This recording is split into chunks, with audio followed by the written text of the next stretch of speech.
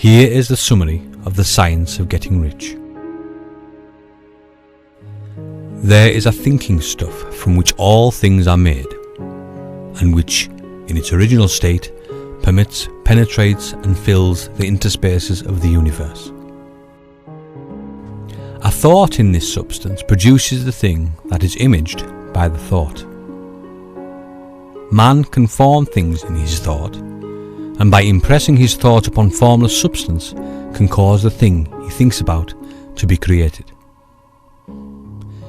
In order to do this, man must pass from the competitive to the creative mind.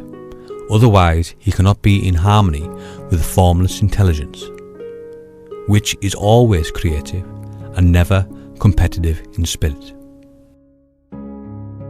Man may come into full harmony with the formless substance by entertaining a lively and sincere gratitude for the blessings it bestows upon him. Gratitude unifies the mind of man with the intelligence of substance, so that man's thoughts are received by the formless. Man can remain upon the creative plane only by uniting himself with the formless intelligence through a deep and continuous feeling of gratitude.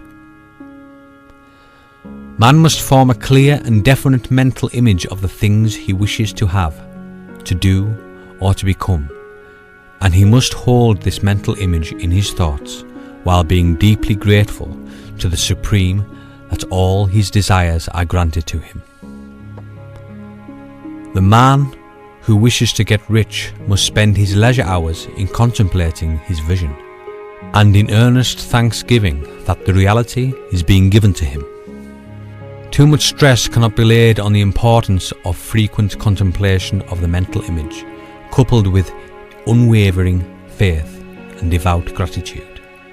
This is the process by which the impression is given to the formless and the creative forces set in motion. The creative energy works through the established channels of natural growth and of the industrial and social order. All that is included in his mental image will surely be brought to the man who follows the instructions given above, and whose faith does not waver. What he wants will come to him through the ways of established trade and commerce. In order to receive his own when it shall come to him, man must be active, and this activity can only consist in more than filling his present place.